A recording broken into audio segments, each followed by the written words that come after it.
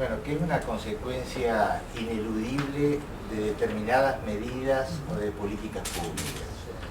En el caso no se trata de episodios aislados, sino que son la consecuencia de políticas establecidas. Cuando uno concentra el poder de modo excesivo, sobre todo en el manejo de dineros públicos, cuando disminuye también los organismos de control, concentración de poder y falta de control es un equivalente ineludible a la corrupción. En consecuencia, la creación profusa de los fideicomisos públicos para poder excluir a determinados fondos del presupuesto nacional con reglas distintas a las que tienen las obras públicas. Cuando uno sanciona una ley también de superpoderes que permite asignar discrecionalmente el manejo de las partidas, incluyendo también al Congreso. Cuando uno también politiza a los organismos de control o destinados al control, cuando designa en la SIGEN a la esposa en un cargo relevante, a la esposa de uno de los ministros del Poder Ejecutivo a que debe controlar, cuando hace desaparecer a la Oficina Anticorrupción, cuando hace también desmantela un organismo técnico como el INDEC, cuando sanciona una ley también destinada a controlar el lavado de dinero y los cargos que antes eran por concursos ahora son designados por el Poder Ejecutivo, bueno, necesariamente estas cosas van a pasar. En consecuencia, yo digo que más allá del episodio aislado, que son muchos y yo creo que van a ser muchos más todavía, cuando comience a verse qué ha ocurrido con las obras públicas en todo el país, concentradas en un solo ministerio y en un manejo de fondos acumulados y sin mayores controles, es importante tratar de establecer cuáles son las mejores políticas para ir desmantelando lo que se ha generado como una estructura de corrupción.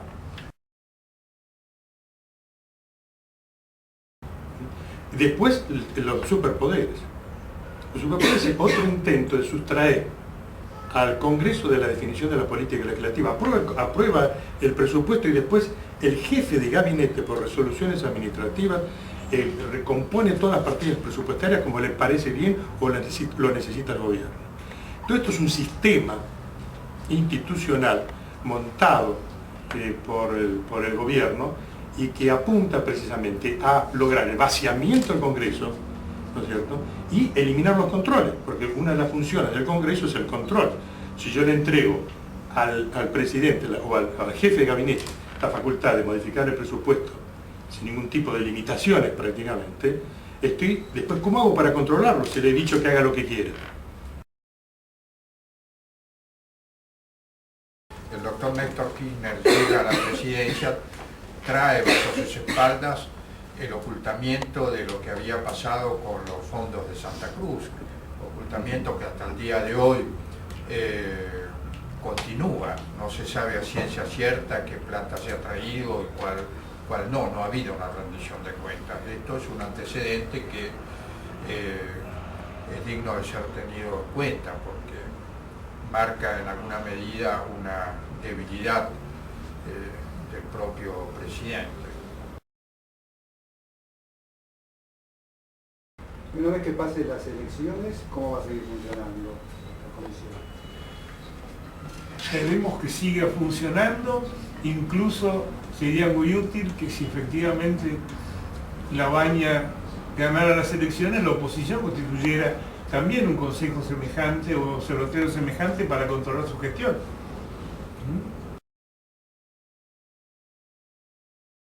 El doctor Labaña, al anunciar por primera vez en Tilcara este observatorio de la transparencia, señaló su intención de que de llegar al gobierno va a institucionalizar esta comisión, quizá con otros miembros. Una integración menos. Pero digamos, un aspecto de este grupo es la propuesta, además de la denuncia y la investigación de estos hechos de corrupción, la propuesta de soluciones y la creación de mecanismos para el futuro gobierno, de evitar que estos hechos se produzcan. Ahora están sin control otros fondos que son mucho mayores que los gastos de inteligencia. Si los fideicomisos llegan a 5.000 millones y a través de la ley de cargos específicos pueden llegar los fideicomisos a cerca de 15.000, se da cuenta que esto es un monto enorme que no guarda vinculación ninguna con el de los gastos de inteligencia. Y lo que estamos diciendo, y volviendo a una pregunta suya anterior, lo que estamos sosteniendo es que si no se modifican estas políticas, porque son políticas, a través del próximo gobierno, y es deseable que la gente vote un gobierno que vote estas políticas, que desande este camino, vamos a seguir inmersos en este charco de corrupción del cual hemos recién comenzado. En los bloques mayoritarios, un verticalismo total, pero total, no se puede modificar una coma un proyecto de ley que envía el Poder Ejecutivo al Congreso. Es como ahí hay una obediencia ciega, digamos, y cuidado, no toquemos esto. Entonces, la importancia que tiene también esta próxima elección para lograr que haya un Congreso más equilibrado en ese sentido, que la oposición pueda hacer valer su postura. Yo recuerdo muy bien que durante la gestión de Menem, una ley cuyo proceso lo seguí mucho, que era el Consejo de la Magistratura. Hubo un intento del oficialismo por montar un Consejo de la Magistratura dominado por el oficialismo. Pero como la Cámara de Diputados no tenía mayoría, tuvo que negociar y salió una estructura del Consejo de la Magistratura donde el oficialismo estaba lejos de dominar el Consejo. Y eso se lo vio en el funcionamiento práctico además. Así que fíjese la importancia que tuvo que la Cámara de Diputados por lo menos no estuviera dominada y tuviera una mayoría de decisión propia en esa Cámara.